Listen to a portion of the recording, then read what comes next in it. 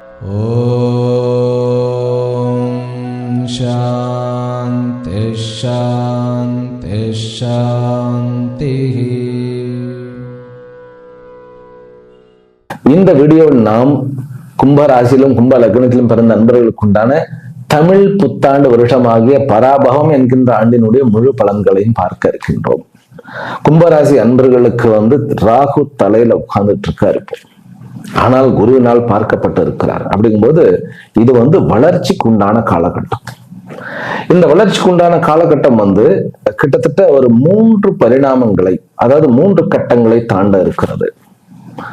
முதல்ல தன்னுடைய வியாபாரத்திலையும் தன்னுடைய ஜாப்லயும் கொஞ்சம்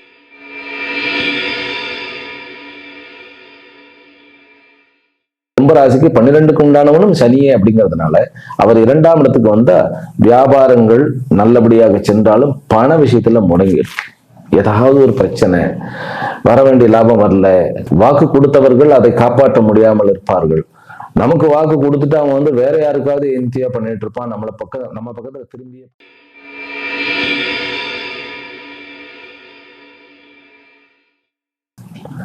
வெளிநாடுகளில் இருப்பவர்களுக்கு திருமணம் ஒரு காரணம். அதுவும் காதல் திருமணங்கள், வேறு மதத்திலும் வேறு மொழி பேசுபவர்களுடையும் காதல் திருமணம் கண்டிப்பாக உண்டு. திருமணம் நடக்கவே இல்லை, எனக்கு ராகு கேத்து தோஷம் இருக்கு அப்படின்னாக்கா இந்த சதவிஷா நட்சத்திரம் போய்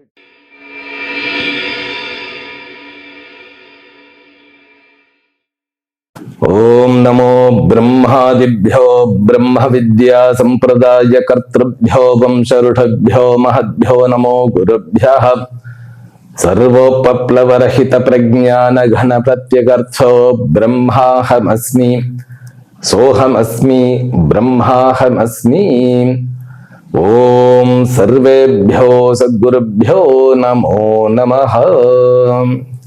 ஹரி ஓம். எல்லாம் வல்ல அம்பிகையினுடைய பேரருளாலும் சுவாமி யோகஸ்ரீ அமிர்த மிருத்யுஞ்சயேஸ்வருடைய திருவருளாலும் நம் அனைவருக்கும் அனைத்து விதமான சௌபாகியங்களும் லட்சுமி கட்டாட்சங்களும் பரிபூர்ண சதாயுஷ்ய பர்யந்தம் உத்தமமான ஆரோக்கியத்துடன் கூடிய நல் வாழ்க்கையும் அமையப்பெற்று நாம் அனைவரும் வாழ்வாங்கு வாழ வேண்டும் என்கின்ற பிரார்த்தனைகளுடனும் பரிபூர்ண ஆசீர்வாதங்களுடனும் இன்றைய உரையை துவங்குகின்றேன்.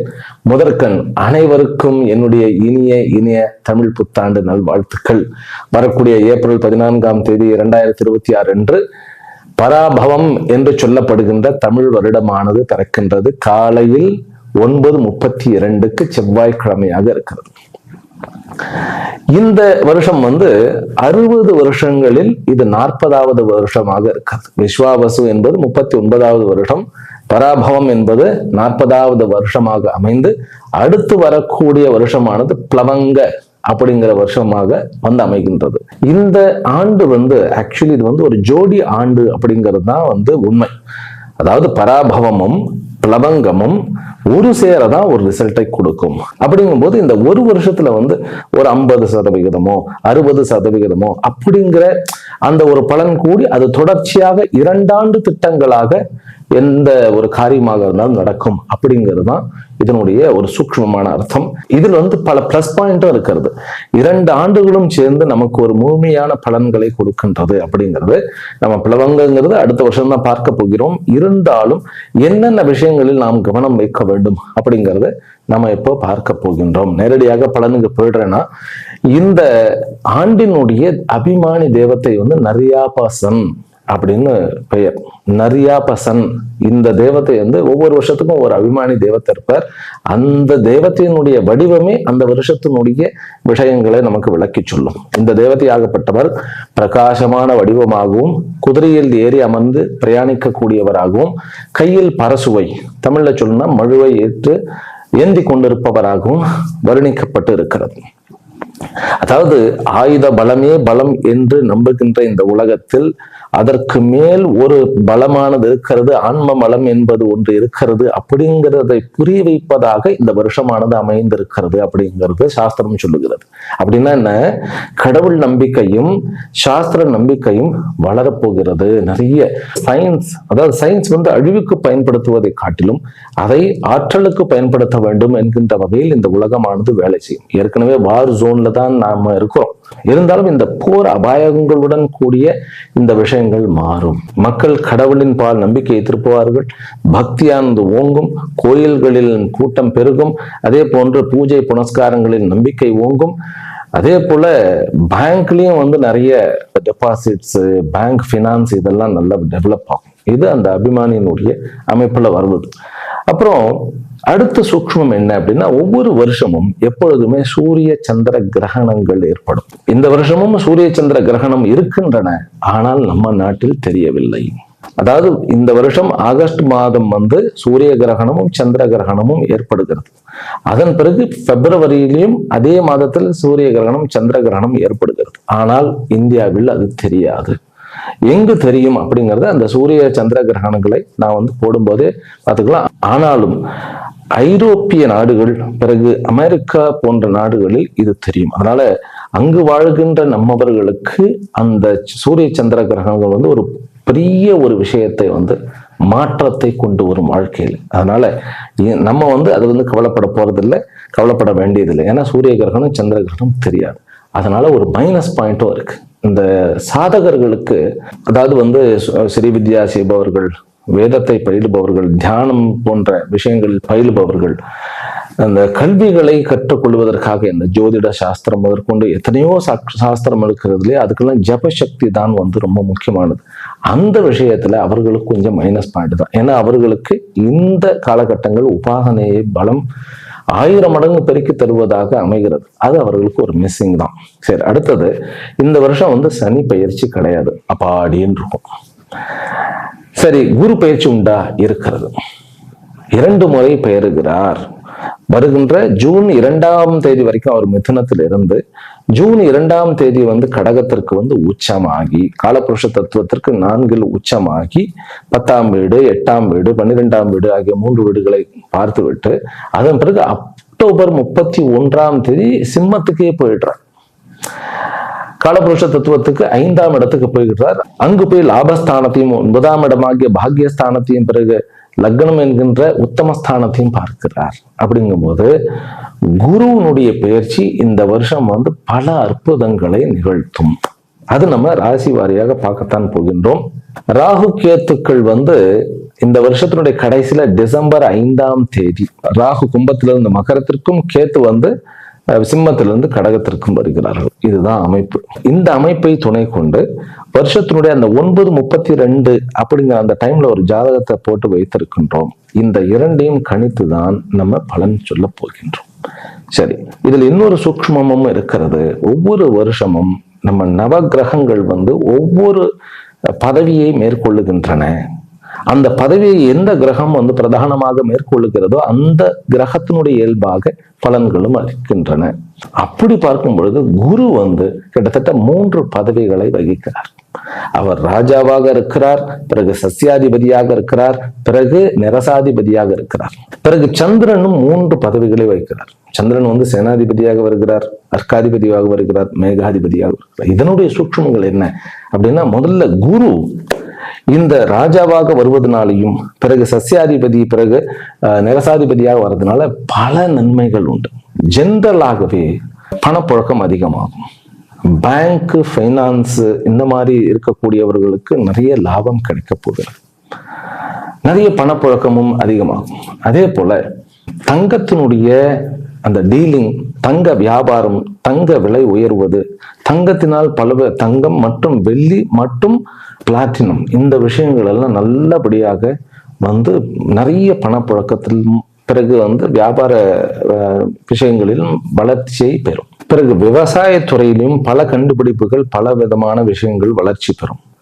பக்தி ஓங்கும், கோயில்களில் கூட்டம் பெருகும், புதிய கோயில்கள் வளரும். அது மட்டுமல்ல, தலைமையில் விளங்கக்கூடியவர்களுக்கு நல்ல கௌரவமும் கிடைக்கும். இதெல்லாம் குரு ராஜாவாகவும் சஸ்யாதிபதியாகவும், சஸ்யாதிபதினாக்கா எல்லா விதமான தானியங்களிலும் இந்தியா வந்து முதன்மை வகிக்கும். இந்த பலன்கள் வந்து மேக்சிமம் வந்து நம்ம என்ன பார்க்கணும்னாக்கா பாரத நாட்டில் பிறந்தவர்களுக்காக தான் நம்ம பார்க்கணும். அப்படிங்கும்போது இந்தியாவில் தானியங்களும் பிறகு பல்வேறு விதமான அதாவது எக்யூப்மெண்ட்ஸும், இது செவ்வாய் மந்திரியாக வருவதனால இந்த ஆயுதங்கள் விஷயங்களிலும் நம்ம நாடு வந்து முன்னேற போகிறது அப்படிங்கிறது நல்லா தெரியறது. சரி, சந்திரனால என்ன விஷயம்? சந்திரன் வந்து சேனாதிபதியாக வருகிறார். முதல்ல வந்து பெண்கள் எல்லா விதமான நிறுவனங்களிலும் எல்லா விதமான ஃபீல்டுகளிலும் அவர்கள் தன்னுடைய ஆளுமையை செலுத்துவர். இன்ஃபேக்ட் வந்து பல இடங்கள் பல பதவிகளில் வந்து ஆண்கள் பெண்களுடைய ஐடியாக்கள் அவர்களுடைய கட்டளையின் கீழ்ப்படிய வேண்டிய கட்டாயம் உண்டு. சந்தோஷமான விஷயம்தான். சரி, சந்திரனுடைய பலன் என்ன? சந்திரன் வந்து 3 பதவிகளை வகிக்கிறார் அப்படின்னு சொன்னோம் இல்லையா? அவர் சேனாதிபதியாக இருக்கிறார். அதனால பெண்களுடைய ஆதிக்கம் மேலோங்கும். பல உச்ச பதவிகளையும் மேக்சிமம் எல்லா ஃபீல்டுலையும் வந்து பெண்கள் வந்து அதிகமாக தன்னுடைய பதவிகளை நிர்வகிப்பார். அவர்கள் நாட்டை ஆளக்கூடிய அளவுக்கு அந்த அளவுக்கு பெண்களுடைய மதிப்பும் அவர்களுடைய வலிமையும் பெருகும். இது நாட்டுக்கு பல நன்மைகளையும் கொடுக்கும். பிறகு மேகாதிபதி அர்க்காதிபதியாக இருக்கிறதுனால மழை வந்து நிறைய பெய்யும். அதாவது மழையே வரக்கூடாத காலகட்டங்களிலும் வந்து மழை நிறைய பெய்யக்கூடிய அமைப்பு இருக்கிறது.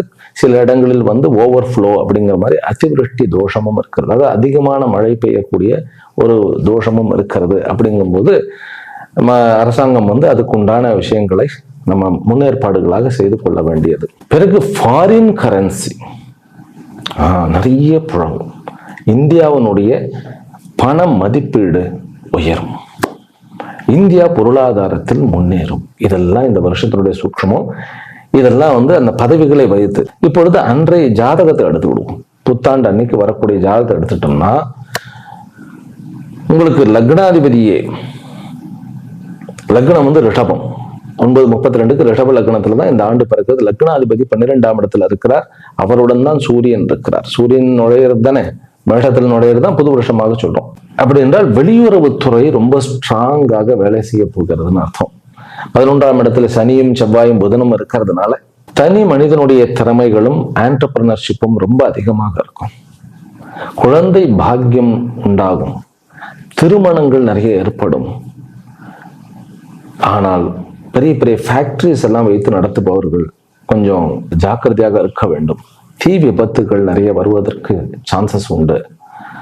ஆக்சிடென்ட் ரொம்ப நிறைய இருக்கக்கூடிய சான்சஸ் உண்டு. ஆனாலும் மருத்துவத்துறையில் நிறைய முன்னேற்றம் இருக்கும். செவ்வாய் வந்து 11ஆம் இடத்துல இருக்கிறது அப்படிங்கிறது 7க்கு உண்டானோன்னு 12க்கு உண்டானோ. அதுதான் மருத்துவத்துறையில் நிறைய சாதனைகள் நிகழும். நிறைய வியாதிகளுக்கு மருந்துகள் கண்டுபிடிக்கப்படும்.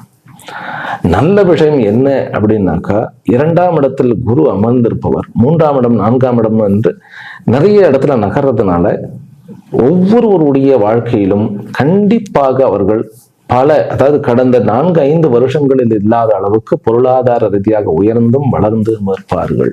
10ஆம் இடத்தில் சந்திரனும் ராகுவும் ஒன்றாக இருக்கிறதுனால வியாபார ஸ்தலங்களில் வந்து நிறைய ஓட்டம் இருக்கும். ஆனால் நிறைய குழப்பம் இருக்கும். நிறைய குழப்பம் இருந்துகிட்டே இருக்கும். வியாபாரத்துல மட்டும் அந்த பிசினஸ் கேடர்ல வந்து பாத்தீங்கன்னா எந்த பிசினஸ் பண்றது, இதை பண்றது, அதை பண்றது, என்னத்தையா பண்ணிட்டு இருப்போம். ஆனால் எல்லாவற்றிலும் ஒட்டுமொத்தமாக வளர்ச்சியை தான் காணப்போகிறோம். ஆக இதுதான் வந்து இந்த வருஷத்தினுடைய பொதுவான பலன். 4ஆம் இடத்துல கேத்து இருக்கிறதுனால மேக்சிமம் எல்லாருக்குமே வந்து இடம் விட்டு இடம் பெயர்ந்து போகக்கூடாது. அதாவது வந்து ஏற்கனவே நம்ம வந்து கம்யூட் பண்ணிட்டு தான் இருக்கிறோம். ஒரு ஊர்ல இருந்து இன்னொரு ஊருக்கு போறது அது கொஞ்சம் அதிகமாக இருக்கும். கொஞ்சம் கர்ப்பிணி பெண்கள் வந்து ஜாக்கிரதையாகத்தான் இருக்க வேண்டும். இரண்டால் செயற்கை கருத்தரிப்புக்கு நிறைய வந்து யோகம் இருக்கிறதே ஒழிய கர்ப்பிணி பெண்களுக்கு இந்த வருஷமானது, அதாவது குரு வந்து தன்னுடைய உச்சமான இடத்தை அடைந்தாலும் கூட கேத்துவனுடைய அமைப்பினால் வெளியூர் போறதோ வெளிநாடு போறதோ அந்த 3-4 மாதங்களுக்குள் பிரயாணிப்பதை நாம் தவிர்க்க வேண்டும். அதனால கர்ப்பிணி பெண்களுக்கு கொஞ்சம் ஜாக்கிரதையாக இருக்க வேண்டிய கட்டாயம் உண்டு.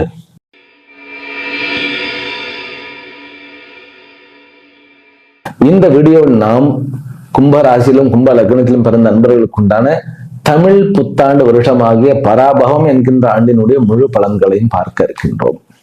கும்பராசி அன்பர்களுக்கு வந்து ராகு தலையில உட்கார்ந்துட்டு இருக்காரு. ஆனால் குருவினால் பார்க்கப்பட்டு இருக்கிறார். அப்படிங்கும்போது இது வந்து வளர்ச்சிக்கு உண்டான காலகட்டம். இந்த வளர்ச்சிக்கு உண்டான காலகட்டம் வந்து கிட்டத்தட்ட ஒரு 3 பரிணாமங்களை, அதாவது 3 கட்டங்களை தாண்ட இருக்கிறது. முதல்ல வந்து தன்னுடைய வியாபாரத்திலையும் தன்னுடைய ஜாப்லயும் வந்து கொஞ்சம் குழப்பங்கள். இதுல ஒரு பாதை, இதை மாத்திக்கிடலாமா, இந்த திட்டத்தை மாத்தலாமா, இப்ப போயிட்டு இருக்கிற பேட்டனை மாத்தலாமா அப்படின்னு ஒரு சந்தேகம் இருந்துகிட்டு இருக்கு. ஜூன் 2க்கு அப்புறம் வந்து அப்படியே சீன் மாறிடும்.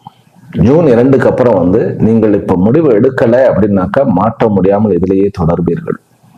அதனால ஜூன் 2 வரைக்கும் குருவனுடைய பார்வை இருக்கிறது. புதிதாக ஏதாவது ஒரு முடிவு எடுக்க வேண்டும், தொழிலை பற்றியும் வேலையை பற்றியும் அப்படின்னாக்கா ஜூன் 2க்குள்ள முடிவெடுத்துக் கொள்ளுங்கள். அதற்கு பிறகு குரு வந்து 6ஆம் இடம், உங்களுடைய கடகராசி ஆகிய 6ஆம் இடத்துக்கு போயிடுவார். கும்பத்துக்கு கடகம் 6ஆம் இடம்.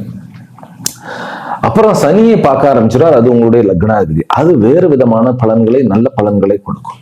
இப்போ வந்து வியாபாரத்துல புது நுணுக்கங்கள், புதிய திட்டங்கள், இது ஏதாவது வந்து நம்ம இம்ப்ளிமெண்ட் பண்ணலாமா, கொண்டு வரலாமா, அல்லது ஜாப் மாற்றலாமா அப்படிங்கிற இந்த ஒரு குழப்பம் ஏன் வருகிறதுனா, 2ஆம் இடத்துல சனி வந்து குருவனுடைய இடத்துல உட்கார்ந்துட்டு இருக்கார் மீன ராசியில. சனி 2ஆம் இடத்துல உட்கார்ந்தாலே பினான்சியலி நம்ம வந்து முடக்கப்படுவோம். அது லக்னாதிபதியாக இருந்தாலுமே.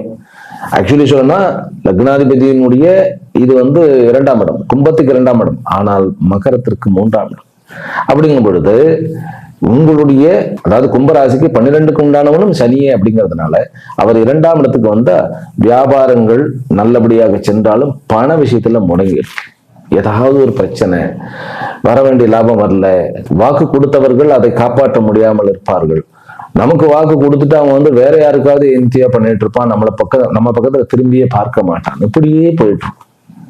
ஆனால் இதற்கெல்லாம் ஒரு முடிவு வரப்போகிறது ஜூன் 2க்கு அப்புறம். இது எல்லாமே சீன் மாறப்போகிறது. உங்களுக்கு இந்த 2வது கட்டம் சொல்றேன் இல்லையா. ஆனால் இந்த குழப்பம் அப்படிங்கிறது 6 மாசத்துக்கு ராகு வந்து எதையாவது போட்டு திங்க் பண்ணிட்டே இருக்க வைப்பார். ஆனால் சனி ஜூனுக்கு பிறகு நல்லவராக மாறுகிறார். பண வரவு கூட போகிறது. பண வர, அதாவது உங்களுடைய ஜாப்ல ஆகட்டும், உங்களுடைய சொந்த தொழிலே ஆகட்டும், இம்ப்ரூவ்மெண்ட் வரப்போறது. அதுக்கப்புறம் குரு என்ன பண்ணுவார்னு கேட்டா, அக்டோபர் 31ஆம் தேதி வந்து குரு வந்து சிம்மத்துக்கு போயிடுறார். அப்ப இன்னும் வந்து பணம் வருவதற்கு சான்சஸ் உண்டு. டிசம்பர் 5ஆம் தேதிக்கு அப்புறம் ராகு 12ஆம் இடத்துக்கும் உங்களுடைய கேத்து 6ஆம் இடத்துக்கும் போயிடுவார். அதுதான் ரியல் வளர்ச்சி. இப்போ வந்து வளர்ச்சி மாறி தெரிந்தாலும் இப்போ வந்து எல்லாமே இக்னைட் பண்ணப்பட்டிருக்கு, அதாவது வந்து ஸ்டார்ட் பண்ணப்பட்டு கொண்டிருக்கிறது. இப்ப கொஞ்சம் குழப்பமாகவும் ஆனால் கொஞ்சம் சுறுசுறுப்பாகவும் இயங்கி கொண்டிருக்கிறீர்கள் கும்பராசி அன்பர்கள். அதிலும் கூட சதயம் நட்சத்திரக்காரர்களுக்கு என்ன போதுன்னே புரியாம இருக்கும். நான் ஏதோ ஒரு முடிவு எடுக்கிறேன், அந்த சூழ்நிலையினுடைய கைதியாக இருக்கிறேன், மற்றவர்களும் சூழ்நிலையினுடைய கைதியாக இருக்கிறார்கள் அப்படின்னு சொல்லி அப்படிதான் போயிட்டு இருக்கும். அப்படிங்கும்போது இந்த ஒரு அமைப்பு, இந்த ராகுனுடைய இந்த கட்டம் இருக்கு இல்லையா, கடல் நடுவுல பிரயாணிக்கிற மாதிரி இருக்கிறது, எங்கே கரையே தட்பணவே இல்லை, நான் முன்னாடி போறேன்னா பின்னாடி வரேன்னா என்ன ஆயிட்டு இருக்கேன்னு புரியலையே, இந்த குழப்பம் தான் வந்து ஒரு பிளஸ் பாயிண்ட். என்ன சுவாமிஜி அப்படின்னாக்கா, அப்பதான் நம்ம வந்து நம்மளுடைய முயற்சியை வந்து விடாம பண்ணிட்டு இருப்போம். இது வந்து சொசைட்டிலே ஒரு நல்ல ஒரு பெயர் எடுப்பதற்காக, எனக்குன்னு ஒரு நான் பெஞ்ச் மார்க்கை செட் பண்ண வேண்டும் அப்படிங்கிறதுக்காக, பிறகு தொழில வந்து நான் இந்த அளவுக்கு டர்ன் ஓவரை நான் ரீச் பண்ணணுங்கிறதுக்காக, இந்த மாதிரி பல விஷயங்கள் இருந்தாலும் சதய நட்சத்திரக்காரர்களுக்கு வாழ்க்கையில ஒரு செட்டில்மெண்ட் ஆகணும். அப்புறம் உறவுகளுடன் ஒரு நல்லது நடக்கணும். அதுவும் திருமண உறவுகள் அப்படிங்கிறதுல ஒரு செம்மை செழுமை இதெல்லாம் நடக்கணும். எனக்குன்னு இருக்கக்கூடிய குடும்பத்துக்கு நான் ஏதாவது செட்டில் பண்ணணும். இந்த மாதிரியான நிறைய எண்ணங்கள், நிறைய உத்வேகங்கள் வந்து உங்களை வந்து அமைதியா இருக்க விடல, ஓட வைத்து கொண்டு இருக்கிறது. ஆரம்பிச்சுட்டேன், நான் பிசினஸ் ஆரம்பிச்சுட்டேன், ஆனா என்னால வந்து சக்சஸ்ஃபுல்லா ரன் பண்ண முடியல, விட்டுடலாமா அப்படின்னு கூட தோன்றது. விட வேண்டாம். நான் ஜாபை வந்து தேடி வெளிநாட்டுக்கு வந்து செட்டில் ஆயிட்டேன், ஆனா நான் எதிர்பார்த்த ஜாப் இல்லை, விட்டுடலாமா? வேண்டாம், தொடருங்கள். திருமணத்துக்கு நம்ம நிச்சயதார்த்தம் பண்ணியாச்சு, இது ரொம்ப முக்கியமான ப்ராப்ளம் இந்த வருஷம் உங்களுக்கு. திருமணத்துக்கு, அதுவும் பெண் குழந்தைகளுக்கு, தாய்மார்களுக்கு இது ஒரு பிரச்சனை. நிச்சயம் பண்ணியாச்சு, பையன் சரியில்லை மாதிரி தெரியுது, சரியா பேச மாட்டேங்கிறான், அல்லது மாப்பிள்ளைக்கு பெண் வந்து சரியா பேச மாட்டேங்கிறது, ஏதோ சம்திங் இஸ் ராங்கா இருக்கு, நான் விட்டுலாமான்னு நினைக்கிறேன் அப்படின்னா, நோ, வெயிட், ஜூன் வரைக்கும் வெயிட் பண்ணுங்க. ஏன்னா இப்போ ராகு ஒரு பக்கம் போட்டு அப்படியே இழுக்கிறார், தூங்க விட மாட்டேங்கிறார். ஒரு எண்ணத்துக்கு அப்புறம் இன்னொரு எண்ணம். அதே மாதிரி யாராவது பின்னாடி பேசினா நமக்கு வந்து முன்னாடி வந்து கேட்டுடுது. ராகு தலையில இருந்தா ரொம்ப விழிப்பா இருப்போம், நம்ம ரொம்ப ஷார்ப்பா இருப்போம், நிறைய திங்க் பண்ணுவோம், யார் யாரு என்ன எங்க பேசினாலும் நம்ம காதுக்கு வந்துடும். அதனால இன்னும் வந்து ஒரு நார்மல் ரேஞ்சுக்கு இல்லாம இருக்கிற மாதிரி இருக்கும். என்ன சுவாமிஜி எல்லாமே நெகட்டிவா சொல்றது, ஆனால் நீங்கள் வேகமாக வளர்ந்து கொண்டிருக்கிறீர்கள், வேகமாக பாப்புலர் ஆகி கொண்டிருக்கிறீர்கள் நல்ல விதமாக அப்படின்னு சொன்னா கும்பராசிக்கு மிக இல்லை. குரு இந்த முறை சொல்ல போனா குரு 11க்குண்டான லாபாதிபதி. இப்ப வியாபாரத்தின் அளவு நல்லபடியா தான் போயிட்டு இருக்கு. ஆனா ராகுவுக்கு பத்தாது. கும்பராசிக்காரர்களுக்கு போதும் என்கின்ற மனமே பொன் செய்யும் மருந்துன்னு சொன்னீங்கன்னாக்க கசக்கும். அது எப்படி போதும், என்னுடைய லைஃப்க்கு எப்படி போதும் அப்படிங்கிற மாதிரி. இது நல்லதுக்கு தானே அப்படின்னா கண்டிப்பாக நல்லதுக்கு தான். ஒருத்தருக்கு ராகு, அதாவது லக்னம் என்பது கோணமும் கேந்திரமுமாக அமையறதுனால உங்களுடைய ராசி இப்ப ராகு கெட்டதை பண்ற மாதிரி தெரிஞ்சாலும் அவர் கெட்டதை பண்ண மாட்டார், நல்லதுதான் பண்ணுவார். ஆனா என்ன, ரொம்ப பர்சனலாக ஒரு இருக்கக்கூடிய உறவுகள்ல சிக்கலை உண்டாக்குவார், இல்லைன்னா கேப் உண்டாக்கிடுவார். அது கணவன் மனைவி உறவுகளாக இருக்கலாம், அல்லது ரொம்ப க்ளோஸான ஃப்ரெண்ட்ஸுக்கு நடுவுல இருக்கலாம். உங்களுடைய பாதையை நீக்கும். ஏன்னா உங்களுடைய லைஃப் ஏதோ திசை மாதிரி போயிட்டு இருக்கிற மாதிரி நீங்க எந்தெந்த திசையெல்லாம் முடியுமோ அந்தந்த திசையெல்லாம் முயற்சி பண்ணிட்டு இருக்கும் போது உங்களுக்கே நீங்கள் நேரம் ஒதுக்குவதற்கு உங்களால் முடியாத பொழுது உங்களுடைய உறவுகளுக்கு, அதுவும் நெருங்கிய உறவுகளுக்கு ஒதுக்க முடியாது. அது 2ஆம் இடத்துல சனி இருந்துட்டு இன்னும் கொஞ்சம் அதிகமா வேலை செய்வார். அந்த ஒரு கொஞ்சம் இடைப்பட்ட நேரத்திலையும் கூட ஒரு ஆர்கியூமெண்ட்டை கொண்டு அதையும் சிக்கலாக்குவார். ஆனால் இது எல்லாமே ஜூன் மாதத்துக்கு அப்புறம் மாறப்போகிறது. அப்புறம் 6 மாசத்துக்கு பிறகு டிசம்பருக்கு அப்புறம் ராகு நல்ல ராகுவா மாறிடுவார். 12ஆம் இடத்துக்கு போன உடனே இவ்வளவு அப்படியே குழப்பம், பயம், ஒரு மாதிரியான எதிர்காலத்தை பத்தின யோசனை இதெல்லாம் இருக்காது. ஓரளவுக்கு செட்டில்மெண்ட். அந்த நேரத்துல பாத்தீங்கன்னாக்கா சனியும் இந்த தன்னுடைய நட்சத்திரத்திலிருந்து மாறி போயிடுவார். ஆக வரக்கூடிய ஒரு 6 மாசத்துக்கு இப்படித்தான் தொடரப்போகிறது. ஆனால் ஜூனுக்கு அப்புறம் இன்னும் கொஞ்சம் நிலைமை பெட்டர் ஆக போகிறது. பினான்சியலா பெட்டர் ஆக போறோம், உறவுகள் மத்தியில பெட்டர் ஆக போறோம். நம்ம அதே மாதிரி வேலை, புது இடம் செட் ஆகாம இருந்தது செட் ஆக போகிறது. இத்தனை நன்மைகளும் இந்த வருஷம் பராபவ ஆண்டு உங்களுக்கு கொடுக்க போகிறது. மெயினா பெரிய பெரிய கம்பெனிஸ்ல ஒரு காம்படிட்டிவ் ஒரு லைஃபே காம்படிஷன் தான் அப்படிங்கிறவர்கள் நீங்க ஒரு போர்க்கள வீரன் போன்ற, அதாவது கும்பராசிக்காரர்கள் போர்க்களத்துல நன்கு தயார்படுத்தப்பட்ட மனதை ஏக்கலவ்யன் மாதிரி, அப்படி அர்ஜுனன் மாதிரி ஏக்கலவ்யன் மாதிரி அப்படியே போக்கஸ்டான ஒரு யுத்தகல வீரன் மாதிரி இருக்கும். அது என்னன்னு கேட்டா வெளியில் இருக்கிறவங்களுக்கு இவன் என்ன பண்றான்னே தெரியாத அளவுக்கு இருக்கும். அதெல்லாம் ஒரு பிளஸ் பாயிண்ட். அரசியலேயே லாபம் சம்பாதிப்பீர்கள், பதவியை சம்பாதிப்பீர்கள். ஆனா பண வரவு அப்படிங்கிறது உங்களுக்கு திருப்தி இருக்காது. பணம் நிறைய வரப்போகிறது, ஆனால் திருப்தி இருக்காது. அந்த திருப்தி இன்மை தான் உங்களுடைய வளர்ச்சி. அதனால அதை என்ன நான் இப்படி இருக்கேன், எனக்கு நிம்மதியே இல்லை அப்படின்னா நிம்மதியை தேடுனா வளர்ச்சி இருக்காது. அதனால இந்த 6 மாசத்துக்கு அப்படி நினைக்க வேண்டாம். 12ஆம் இடத்துக்கு போனோம்னு அப்படியே ஆட்டோமேட்டிக்கா நிம்மதி ஆடும். ஏன்னா நம்ம இதுக்கெல்லாம் அலைஞ்சிட்டு இருந்தோமோ அதெல்லாம் பலனை கொடுக்க ஆரம்பிச்சோம்னா உள்ளுக்குள்ள அப்படியே சைலண்ட் ஆடும். நம்மளுடைய அலைச்சல் குறையும், லாபம் அதிகரிக்கும். இப்படித்தான் இருக்கிறது. அதே போல உங்களுக்கு 6ஆம் இடத்துக்கு குரு போயிட்டாருனாக்கா வேலை யாராருக்கு எல்லாமே இல்லையோ ஜூன் மாசத்துக்கு அப்புறம் கண்டிப்பாக வேலைகள் கிடைக்கும். பிறகு வீடு வாங்குவதற்கு அல்லது உங்களுடைய கம்பெனியை, உங்களுடைய பிசினஸ் ரன் பண்றதுக்கு தனியா இடம் செட் பண்றதுக்கு உண்டான கடன், ஒரு சப்போர்ட்டிவ் இதெல்லாம் கிடைக்கும். முக்கியமாக லீகல் சம்பந்தப்பட்ட குழப்பங்களுக்கு தீர்வு கிடைக்கும். இந்த பராபவ ஆண்டானது கும்பராசிக்காரர்களுக்கு இருந்த எல்லா விதமான சட்ட சிக்கல்களையும் நீக்கிடுவார். இது ஒரு பெரிய அட்வான்டேஜ். ஏன் அப்படின்னா 2க்குண்டான 6ஆம் இடத்துல உட்கார்ந்து தன்னுடைய 2ஆம் இடத்தை பார்த்து, அதே போல உங்களுடைய 12ஆம் இடமாகிய ஜெயஸ்தானம் அதையும் பார்த்து 10ஆம் இடத்தையும் பார்க்கிறார். அப்படிங்கும்போது உங்களுடைய தொழில் ரீதியாக இருக்கக்கூடிய சட்டச்சிக்கல், உங்களுடைய சொத்து ரீதியாக இருக்கக்கூடிய சட்டச்சிக்கல், உங்களுடைய ஆரோக்கிய ரீதியாக இருக்கக்கூடிய ஆரோக்கிய சிக்கல் இத்தனையும் அவர் நீக்குவார், கண்டிப்பாக நீக்குவார். சரி, இதுல நான் என்ன பண்ணக்கூடாது அப்படின்னாக்கா, கோர்ட்டுக்கு அவுட் ஆஃப் த கோர்ட்டுக்கு நான் முடிக்கிறேன் அப்படின்னு சொல்லி எந்த விஷயத்தையும் ஆரம்பிக்காதீர்கள். ஏனென்றால் அது குழப்பி விட்டுடும். அதனால சட்டப்படி போயிட்டா சனியும் உங்களுக்கு நண்பனே. பிறகு ஷேர் மார்க்கெட்ல கொஞ்சம் எல்லாமே அப்படியே ஸ்டாக்னண்டா இருக்கிற மாதிரியே ஒரு ஃபீலிங், எதுவுமே உருப்படி இல்லை அப்படிங்கிற ஒரு ஃபீலிங். உங்களுக்கு ஷேர் மார்க்கெட் எப்ப தெரியுமா உங்களுக்கு ஒரு இது கொடுக்கும், வரக்கூடிய ஆகஸ்டுக்கு அப்புறம் தான். ஏன்னா சனி ரேவதிக்கு போயிட்டு மறுபடியும் திரும்ப வர்றார். அதற்கப்புறம் தான் உங்களுக்கு ஷேர் மார்க்கெட்ல ஒரு விருத்தி, ஒரு வளர்ச்சி, இது எல்லாமே உண்டு. இதே ராகு, இப்ப ராகு உங்களுடைய லக்னத்தில் இருக்கு இல்லையா, வெளிநாடுகளில் இருந்தீர்கள் என்றால் குறைஞ்சபட்சம் இந்த வருஷம் முடியறதுக்குள்ள 2 இடமாவது நீங்கள் மாறி இருப்பீர்கள் இந்த ஒரு வருஷத்துல. ஆனால் அது நல்ல இடமாகத்தான் இருக்கும், கவலைப்பட வேண்டியதில்லை. ஆனால் ஜூன் 2க்கு முன்பு நீங்க மாற்ற வேண்டும் அப்படின்னாக்கா அந்த மாற்றம் கண்டிப்பாக சாஸ்வதமா இருக்கும், நிலையாக இருக்கும். ஜூன் 2க்குள்ள நான் ஒரு வேலையில இருந்து இன்னொரு வேலைக்கு போறேன் அப்படின்னாக்கா பெஸ்ட். ஆனா ஜூன் 2க்கு இப்ப ஆல்ரெடி பாத்தீங்கன்னாக்கா நான் இப்ப ரெக்கார்ட் பண்ணிட்டு இருக்கும் போது 25 ஆயிடுச்சு ஏப்ரல். நடுவில் 1 மாதம் இருக்கு. அந்த 1 மாதத்துல நீங்க பிளான் பண்ணினீங்கன்னா நீங்க கண்டிப்பாக ஒரு நல்ல முடிவை எடுக்க முடியும். அதற்கப்புறம் மாறக்கூடியது நம்ம முடிவு எடுக்க கூடாது, அவர்கள் முடிவு எடுக்கும். உறவுகள்ல கணவன் மனைவி உறவுகள் சொன்னேன், அம்மாவனுடைய உறவும் கொஞ்சம் பார்த்து கொள்ள வேண்டும்.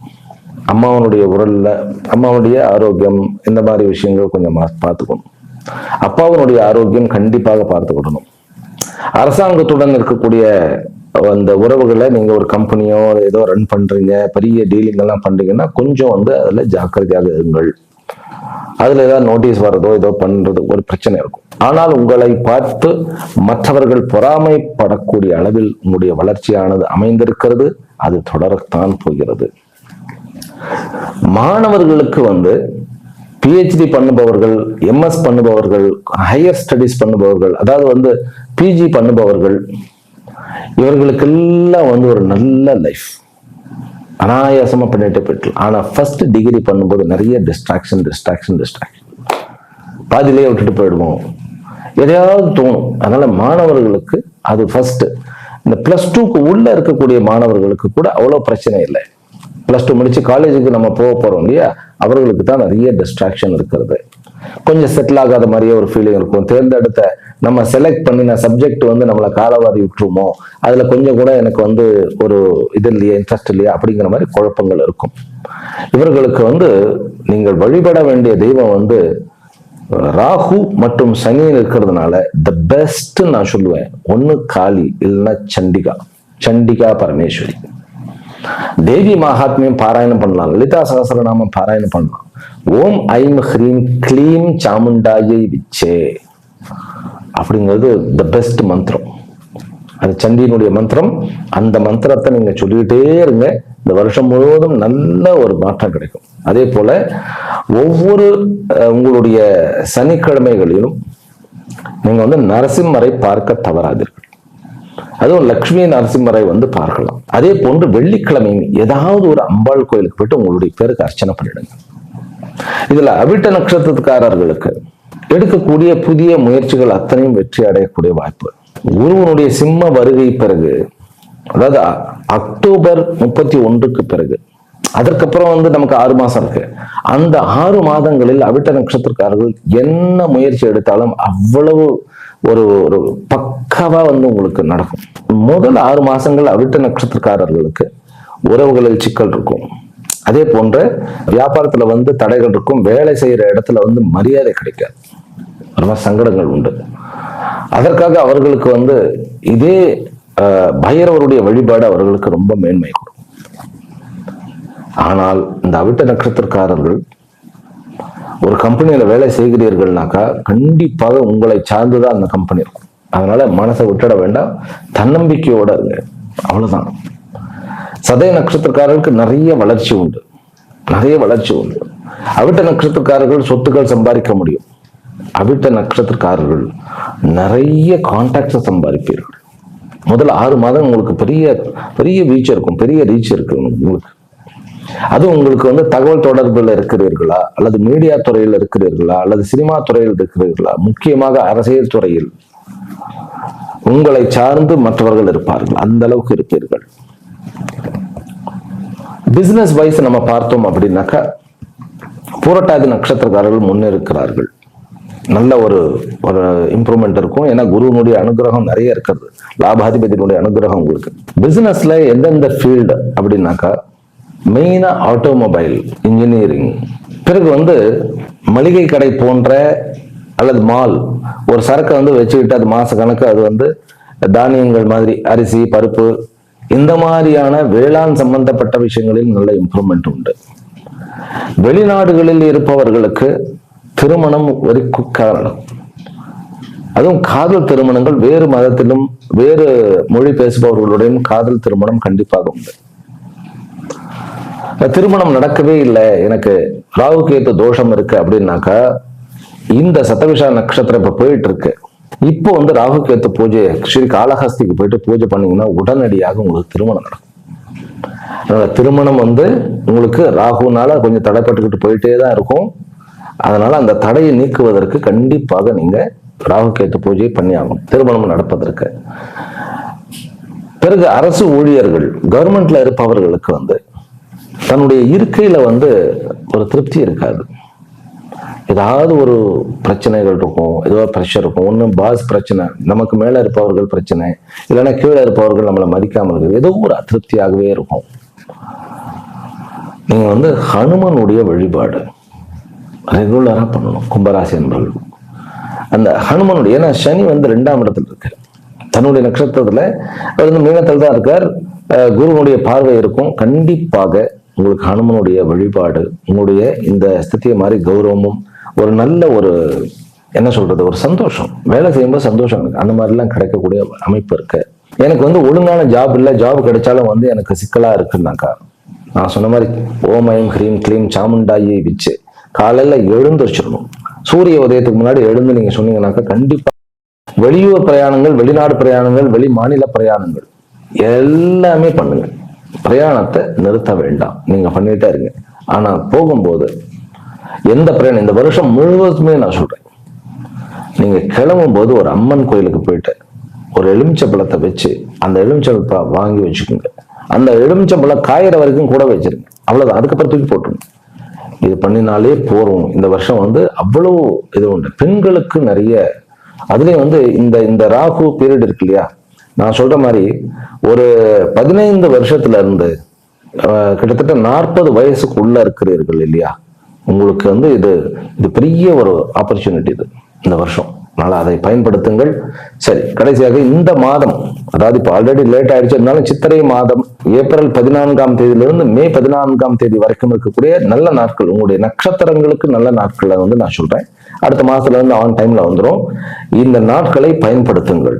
ஏன்னா நல்ல நாட்கள் அப்படிங்கிறது நம்முடைய ஒரு நல்ல பலனை கூட்டக்கூடிய 1000 மடங்கு சக்சஸை கொடுக்கக்கூடிய ஒரு அமைப்பு. இது புது பழக்கங்கிறதுனால இது என்ன நல்ல நாள், இதுல என்ன பெருசா சாதிச்சிட போறேன்னு அப்படின்னு சொல்லி கொஞ்சம் தோணும். இதனால பழக பழக அதை எப்படி நம்ம யூட்டிலைஸ் பண்றது, இதனால என்ன பிரயோஜனங்கள் வருதுன்னு நமக்கு தெரிஞ்சிடும்.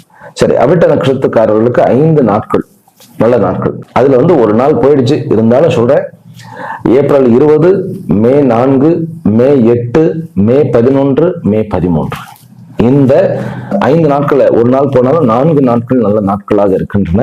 அதை பயன்படுத்துங்கள்.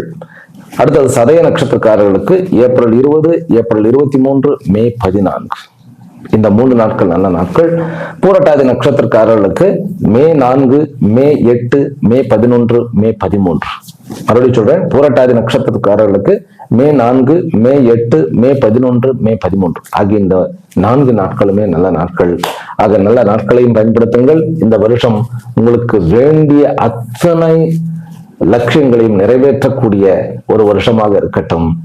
என்னுடைய இனிய தமிழ் புத்தாண்டு நல்வாழ்த்துக்கள். ஹரி ஓம். மீண்டும் சந்திக்கிறோம். ஓம் சாந்தி சாந்தி சாந்தி.